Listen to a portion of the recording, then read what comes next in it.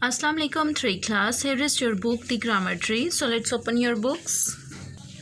Chapter number 10, Subject, Predicate, Finite Verbs and Infinitives. Subject, Predicate, Finite Verbs and Infinitives. Students, in our last lecture we have discussed about finite and non-finite or infinitives. Finite verbs कौन से होते हैं जो अपने subject के को number के according agree करते हैं, ठीक है। यानी अगर सब्जेक्ट सिंगुलर है तो वर्ब भी सिंगुलर यूज़ होगा, अगर सब्जेक्ट प्लूरल है तो वर्ब भी प्लूरल यूज़ होगा, ठीक है। They are called finite verbs. जबकि जो इन्फिनिटिव्स थे वो क्या थे, वो ये थे कि वो सब्जेक्ट को फॉलो नहीं करते, ओके। वो सब्जेक्ट के अकॉर्डिंग चेंज नहीं होते। Done. Today we are going to solve exercise number B related to finite verbs and simple infinitives.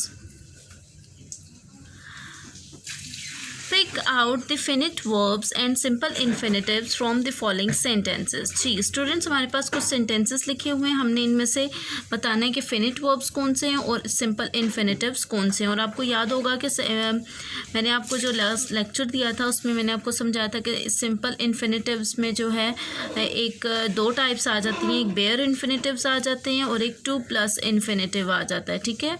यानी 2 के साथ कोई भी वर्ब फॉर्म लगी होगी तो वो क्या होगा, 2 इन्फिनिटिव होगा। और बेयर इन्फिनिटिव 2 के बगैर, ठीक है, प्रपोजिशन 2 के बगैर जो फॉर्म ऑफ वर्ब होगी वो होगी बेयर इन्फिनिटिव्स, ठीक है।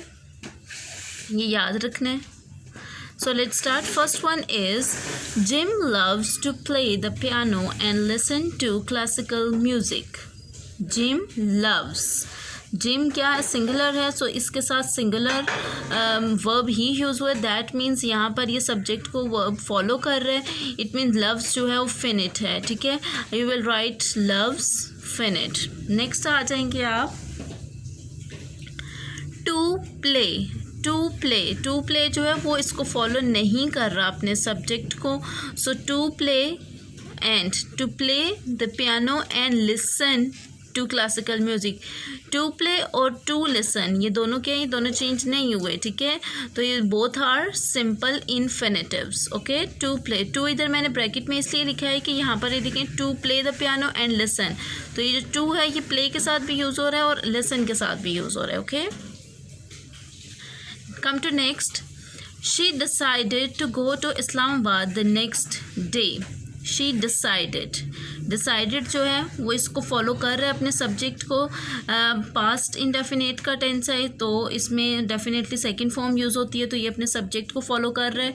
So decided is a finite verb. Next to go, to आ गया ना, तो दैट मीन टू के साथ वर्ब की फॉर्म आ गई है, तो ये क्या होगा, सिंपल इन्फिनिटिव होगा, ठीक है।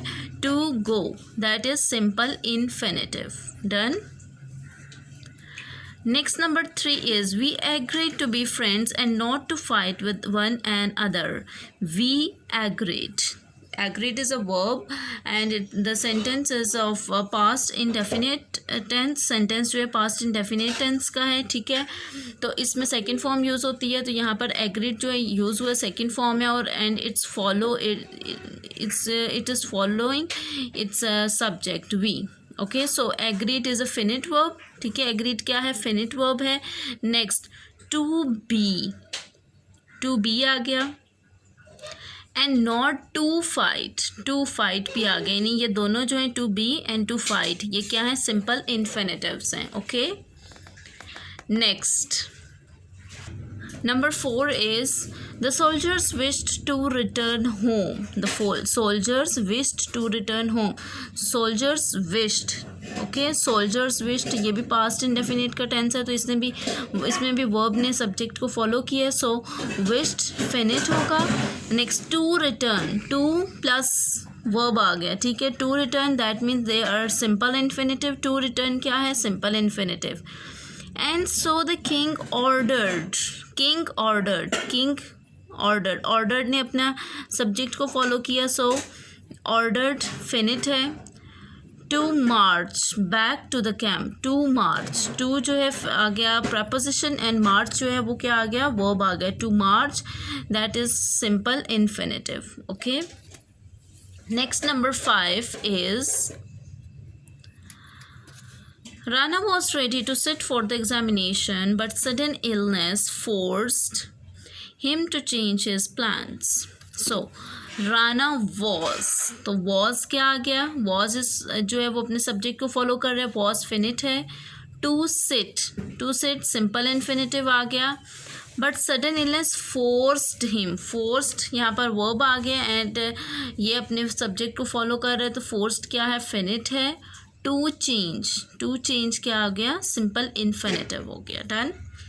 Next number 6 is it is और ड्यूटी टू ऑब्जर्व और independence day.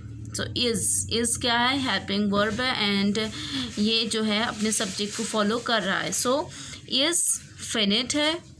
To observe simple infinitive, यानी जहाँ पर टू के साथ वर्ब की फॉर्म आ गई है, ठीक है, वर्ब की फर्स्ट फॉर्म लग गई, that means they are infinitives. Okay, simple infinitive.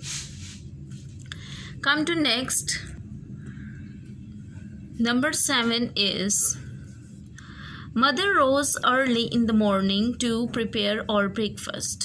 Mother rose second form है और ये past indefinite का tense है, so second form use हो रही है according to subject. So rose finite verb आ गया. to prepare क्या आ गया? simple infinitive. Number 8 it is never good to lie. is finite. to lie simple infinitive.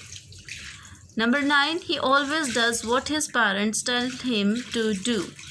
So he always does, यानी ये present indefinite का tense है, तो does जो है ये ही सिंगुलर था, तो डज भी सिंगुलर वर्ब आया, सो डज फिनिट वर्ब है. Next what his parents tell. अब यहाँ पर पेरेंट्स जो है प्लूरल आ गया सब्जेक्ट, तो यहाँ पर वर्ब भी प्लूरल फॉर्म में आ गया. ठीक है, टेल. सो टेल भी फिनिट वर्ब हो गया. टू डू जो है ये क्या है? सिंपल इन्फिनेटिव है. ओके,